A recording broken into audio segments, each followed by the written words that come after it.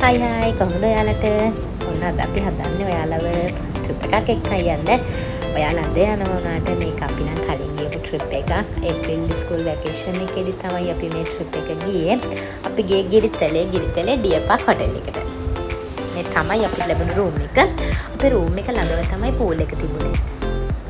මේ රූම් එක මාරම ලොකුයි. තටු දෙකකට තමයි රූම් එක තිබ්බේ. පල්ලෙහා ඩවුන්ස්ටෙයාර් වල බාත්රූම් එක තිබුණා. එතකොට අප්ස්ටෙයාර් වල තමයි බෙඩ් එක තිබ්බේ. අප්ස්ටෙයාර් වල බෙඩ් එකත් එක්කම පොඩි ඕපන් ඒරියා එකක් තිබ්බා. හරිම ලස්සනයි. එතෙන්ට ගියපුවම හරිම ලස්සනට හැම පැත්තම කොළ පාට පේනවා. මේ බාත්රූම් එකත් මාරම ලොකුයි.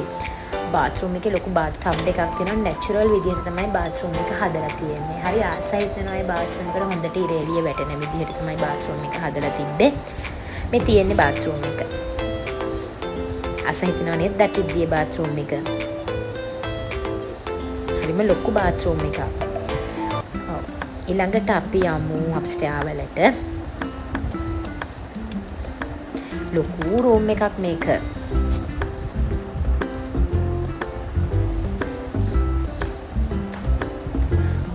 අපි යනවා අප්ස්ටෙයාර් වලට. මේ තියෙන්නේ බෙඩ් එක. තමයි බෙඩ් එක. එකත් එක්කම තියෙනවා මම කිව්ව ඕපන් ඒරියා එක. පොඩි වැරන්ඩා එකක්.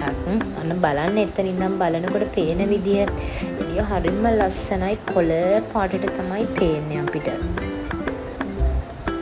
බලන්න. ලොකු ඒරියා එක මේ හොටෙල් එක තියෙන්නේ. මේ තමයි මම කිව්ව අපේ රූම් එක ළඟම තියෙන පූල් එක. මේ පූල් එක මට නම් හරිම ස්පෙෂල්.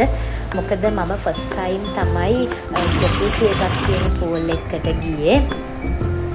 මම හරියට එන්ජොයි කළා ඒක. මේ තමයි ඒක.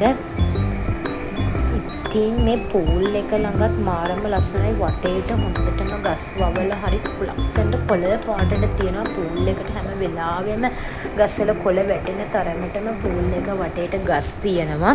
හරිම ලස්සනයි. දැන් ගිරිතලේ කිව්වහම දැන් අපි දන්නවනේ ටිකක් වියලි පැත්තක් කියලා. හැබැයි ඒ වුණාට ඒක මෙහෙ ගිරිතලේ වියලි පැත්තක්ද කියලා හිතන්නවත් බැරි තරමටම කොළ පාටයි මේ හොටෙල් එක.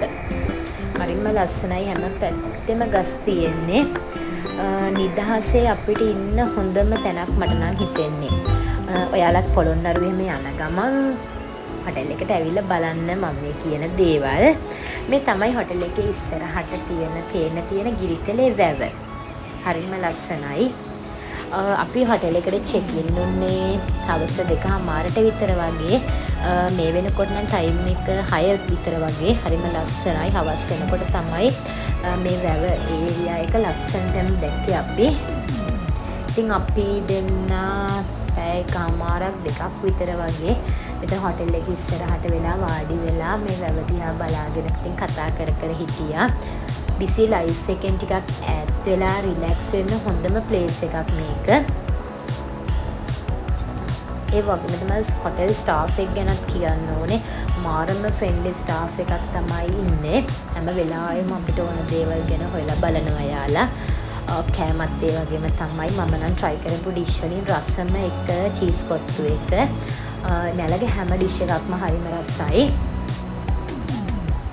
ඒ වගේම සර්විස් එක අපිට ඕනම වෙලාවක යාලා අපි වෙනුවෙන් සර්විස් එක දෙන්න ලෑස්ති වෙලා ඉන්නවා.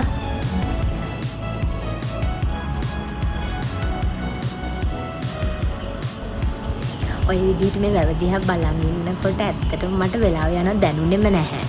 මම රස ලයිම් ජූස් එකක් බොන ගමන් වැව දිහා ගොඩාක් වෙලා බලන් හිටියා.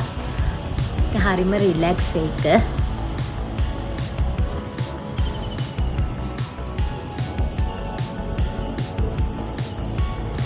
ඉතින් අපි මේ ගියපු ට්‍රිප් එක හරි ලස්සන මෙමරිස් ගොඩාක් එකතු කරගත්තු ට්‍රිප් එකක්.